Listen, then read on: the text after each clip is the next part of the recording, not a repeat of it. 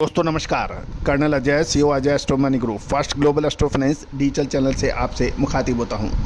दोस्तों आज के इस एपिसोड में हम चर्चा करेंगे ग्लोबल टैरिफ वॉर के चलते कृषि प्रोडक्ट्स के अंदर या कृषि उत्पादों के अंदर भारी उतार चढ़ाव देखा जा रहा है। कॉटन के अंदर अमेरिकन से भारत ने आयात फरवरी से अप्रैल के बीच में कई गुना बढ़ गया है। जानिए पूरी रिपोर्ट विस्तार से।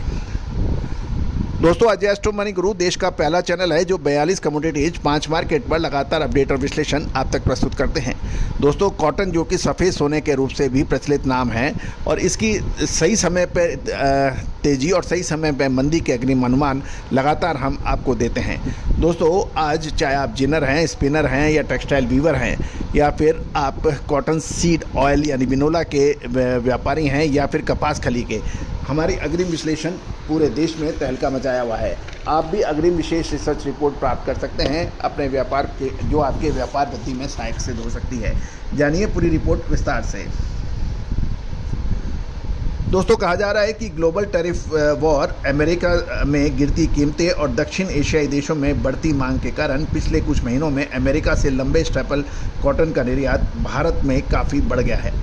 अमेरिकी कृषि विभाग के आंकड़े की बात माने तो फरवरी से अप्रैल के दौरान भारत को निर्यात बढ़कर 1,55,260 बेल्स का हुआ है, जो एक साल पहले समान अवधि में मात्र 25,901 बेल्स का था।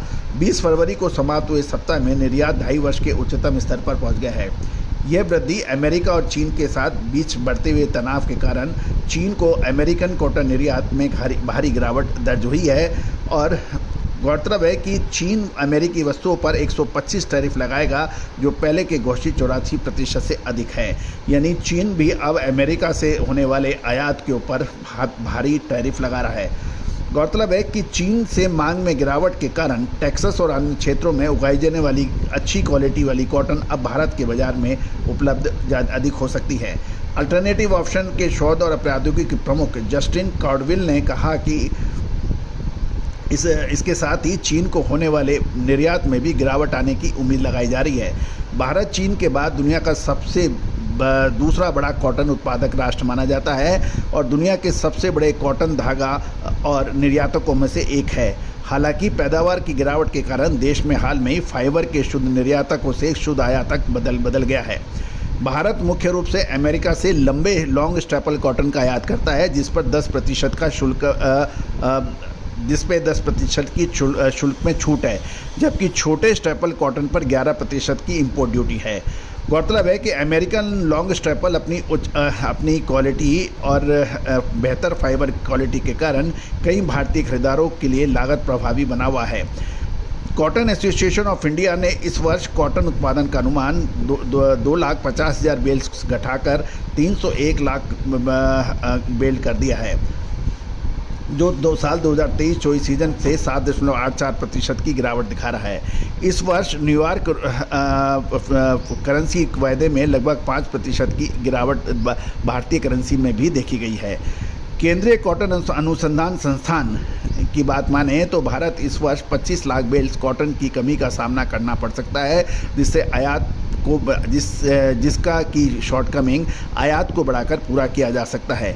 कॉटन एसोसिएशन ऑफ इंडिया के अनुसार उत्पादन में गिरावट के कारण साल 2024-25 में भारत का कॉटन आयात दुगुना होने की उम्मीद है। भारत, ऑस्ट्रेलिया, ब्राज़ील और मिस्र से भी कॉटन का आयात करता है। दुनिया भर में टैरिफ युद्ध बढ़ रहे हैं। भारत और अमेरिका के बीच आयात निर्यात व्यापार में वृद्धि राजनीतिक संबंधों के लिए कई अच्छे संकेत हैं।